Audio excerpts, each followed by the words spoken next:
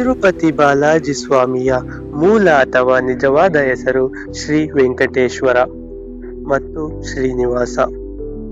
ಇದರ ಬಗ್ಗೆ ಹೆಚ್ಚಿನ ವಿವರ ಇಲ್ಲಿದೆ. ಶ್ರೀನಿವಾಸ ಪುರಾಣಗಳ ಪ್ರಕಾರ ಮಹಾವಿಷ್ಣುವು ಭೂಲೋಕಕ್ಕೆ ಮಾನವ ರೂಪದಲ್ಲಿ ಬಂದಾಗ ಅವರಿಗೆ ಇದ್ದ ಹೆಸರು ಶ್ರೀನಿವಾಸ. ಶ್ರೀ ಎಂದರೆ ಲಕ್ಷ್ಮಿ, ನಿವಾಸ ಎಂದರೆ ನೆಲೆಸಿರುವುದು. ವೆಂಕಟೇಶ್ವರ, ವೆಂಕಟ ಎಂದರೆ ಬೆಟ್ಟ ಮತ್ತು ಈಶ್ವರ ಎಂದರೆ ಒಡೆಯ. ವೆಂಕಟಾದ್ರಿ ಬೆಟ್ಟದ ಒಡೆಯನಾದ್ದರಿಂದ ಅವನನ್ನು ವೆಂಕಟೇಶ್ವರ ಎಂದು ಕರೆಯುತ್ತಾರೆ. ಬಾಲಾಜಿ, ಇದು ಉತ್ತರ ಭಾರತದ ಭಕ್ತರು ಪ್ರೀತಿಯಿಂದ ಕರೆಯುವ ಹೆಸರು. ಗೋವಿಂದ, ಭಕ್ತರು ಭಕ್ತಿಯಿಂದ ಸ್ಮರಿಸುವ ಮತ್ತೊಂದು ಪ್ರಮುಖ ನಾಮ. ಕರ್ನಾಟಕದಲ್ಲಿ ಭಕ್ತರು ಪ್ರೀತಿಯಿಂದ ತಿಮ್ಮಪ್ಪ ಅಥವಾ ವೆಂಕಟರಮಣ ಎಂದು ಕರೆಯುತ್ತಾರೆ. ಓಂ ನಮೋ ವೆಂಕಟೇಶಾಯ. ಕಲಿಯುಗದ ಪ್ರತ್ಯಕ್ಷ ದೈವ ಅಂತಾನೆ ಕರೆಸಿಕೊಳ್ಳುವ ತಿರುಪತಿ ತಿಮ್ಮಪ್ಪನ ಸನ್ನಿಧಾನಕ್ಕೆ ಎಷ್ಟೇ ಬಾರಿ ಹೋದರೂ ಅಲ್ಲಿನ ಮಹಿಮೆ ಮತ್ತು ಆಕರ್ಷಣೆ ಕಮ್ಮಿಯಾಗಲ್ಲ. ಜಗತ್ತಿನ ಅತ್ಯಂತ ಶ್ರೀಮಂತ ದೇವಸ್ಥಾನ ಮಾತ್ರವಲ್ಲ, ವೈಜ್ಞಾನಿಕವಾಗಿ ಉತ್ತರಿಸಲಾಗದ ಎಷ್ಟೋ ರಹಸ್ಯಗಳು ಇಂದಿಗೂ ಇಲ್ಲಿ ಜೀವಂತವಾಗಿದೆ. ಬನ್ನಿ, ಆ ರೋಚಕ ರಹಸ್ಯಗಳೇನು ಅಂತ ಈ ವಿಡಿಯೋದಲ್ಲಿ ನೋಡೋಣ. ಮೊದಲನೆಯದಾಗಿ ನಾವು ಗರ್ಭಗುಡಿಯ ಹೊರಗಿನಿಂದ ಸ್ವಾಮಿಯ ವಿಗ್ರಹವನ್ನು ನೋಡಿದಾಗ ಅದು ಗರ್ಭಗುಡಿಯ ಮಧ್ಯಭಾಗದಲ್ಲಿದೆ ಎಂದು ಭಾವಿಸುತ್ತೇವೆ. ಆದರೆ ಆಶ್ಚರ್ಯ ಏನೆಂದರೆ ವಾಸ್ತವದಲ್ಲಿ ಸ್ವಾಮಿಯ ವಿಗ್ರಹವು ಗರ್ಭಗುಡಿಯ ಬಲಮೂಲೆಯಲ್ಲಿದೆ. ಇನ್ನು ಸ್ವಾಮಿಯ ವಿಗ್ರಹದ ಮುಂದೆ ಉರಿಯುವ ಮಣ್ಣಿನ ಹಣತೆಗಳು, ಅಂದರೆ ದೀಪಗಳು, ಇವುಗಳಿಗೆ ಯಾವಾಗ ಎಣ್ಣೆ ಅಥವಾ ತುಪ್ಪವನ್ನು ಹಾಕುತ್ತಾರೆ, ಇದನ್ನು ಯಾವಾಗ ಹಚ್ಚಲಾಯಿತು ಎಂಬ ಮಾಹಿತಿ ಯಾರಿಗೂ ತಿಳಿದಿಲ್ಲ. ಸಾವಿರಾರು ವರ್ಷಗಳಿಂದ ಈ ದೀಪಗಳು ಆರದಂತೆ ಅಖಂಡವಾಗಿ ಉರಿಯುತ್ತಲೇ ಇವೆ. ಇಲ್ಲಿನ ಮತ್ತೊಂದು ವಿಸ್ಮಯವೇನೆಂದರೆ ಸ್ವಾಮಿಯ ಕೇಶರಾಶಿ. ವೆಂಕಟೇಶ್ವರ ಸ್ವಾಮಿಯ ವಿಗ್ರಹಕ್ಕೆ ರೇಷ್ಮೆಯಂತಹ ನೈಜವಾದ ತದೆ ಕೂದಲಿದೆ ಎಂದು ಹೇಳಲಾಗುತ್ತದೆ. ಎಷ್ಟೇ ಅಭಿಷೇಕ ಮಾಡಿದರೂ ಈ ಕೂದಲುಗಳು ಎಂದಿಗೂ ಸಿಕ್ಕುಕೊಳ್ಳುವುದಿಲ್ಲವಂತೆ. ಅಷ್ಟೇ ಅಲ್ಲ, ತಿರುಮಲದಲ್ಲಿ ಎಷ್ಟೇ ಚಳಿ ಇದ್ದರೂ ಸ್ವಾಮಿಯ ವಿಗ್ರಹದ ಉಷ್ಣಾಂಶ ಮಾತ್ರ 110 ಡಿಗ್ರಿ ಇರುತ್ತದೆ. ವಿಗ್ರಹಕ್ಕೆ ಬೆವರು ಸಹ ಬರುತ್ತದೆ ಮತ್ತು ಅರ್ಚಕರು ಪೂಜೆ ಮಾಡುವ ಸಮಯದಲ್ಲಿ ರೇಷ್ಮೆ ವಸ್ತ್ರದಿಂದ ಆ ಬೆವರನ್ನು ಒರೆಸುತ್ತಲೇ ಇರುತ್ತಾರೆ ಎಂದು ಹೇಳಲಾಗುತ್ತದೆ. ಸ್ವಾಮಿಗೆ ಅರ್ಪಿಸುವ ಹೂಗಳನ್ನು ಭಕ್ತರಿಗೆ ಪ್ರಸಾದವಾಗಿ ಕೊಡುವುದಿಲ್ಲ, ಬದಲಾಗಿ ವಿಗ್ರಹದ ಹಿಂಭಾಗದಲ್ಲಿರುವ ನೀರಿನ ದಾರಿಗೆ ಹಾಕಲಾಗುತ್ತದೆ.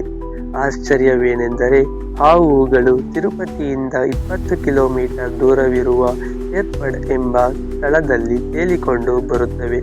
ಕೊನೆಯದಾಗಿ ಗರ್ಭಗುಡಿಯ ಬಾಗಿಲು ಮುಚ್ಚಿದಾಗ ಅಥವಾ ಏಕಾಂತದಲ್ಲಿ ಸ್ವಾಮಿಯ ವಿಗ್ರಹಕ್ಕೆ ಕಿವಿಕೊಟ್ಟು ಕೇಳಿದರೆ ಸಮುದ್ರದ ಅಲೆಗಳ ಸದ್ದು ಕೇಳಿಸುತ್ತದೆ ಎಂದು ನಂಬಿಕೆ ಇದೆ. ಮಹಾದ್ವಾರದ ಆ ರಹಸ್ಯ ಕೋಲು.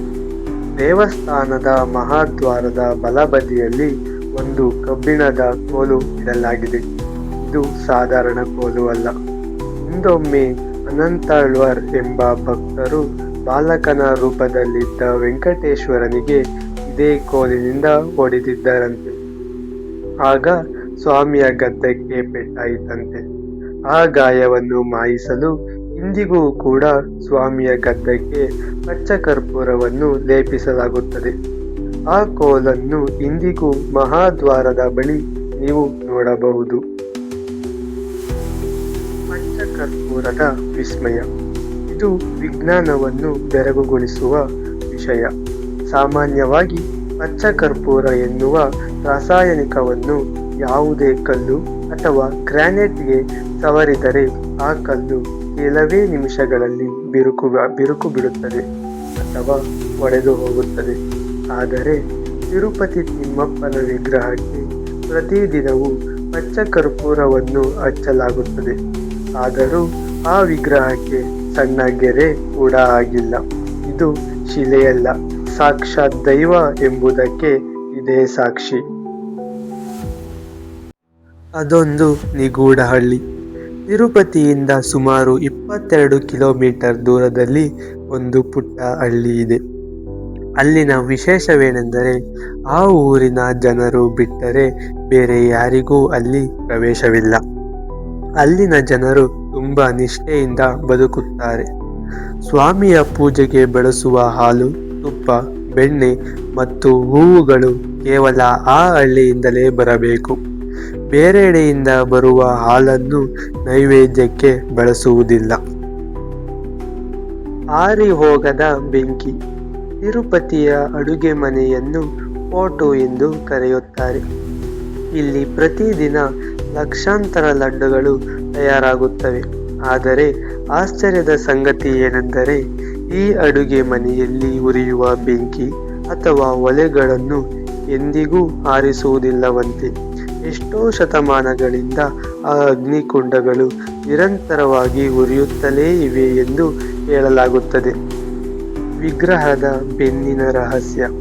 ಸ್ವಾಮಿಯ ಬೆನ್ನಿನ ಭಾಗವನ್ನು ಎಷ್ಟೇ ಒರೆಸಿದರೂ ಅಲ್ಲಿ ತೇವಾಂಶ ಇದ್ದೇ ಇರುತ್ತದೆಯಂತೆ. ಅಂದರೆ ವಿಗ್ರಹದ ಬೆನ್ನು ಯಾವಾಗಲೂ ಒದ್ದೆಯಾಗಿರುತ್ತದೆ. ಇದಕ್ಕೆ ಕಾರಣವೇನು ಎಂಬುದು ಇಂದಿಗೂ ಯಾರಿಗೂ ತಿಳಿದಿಲ್ಲ.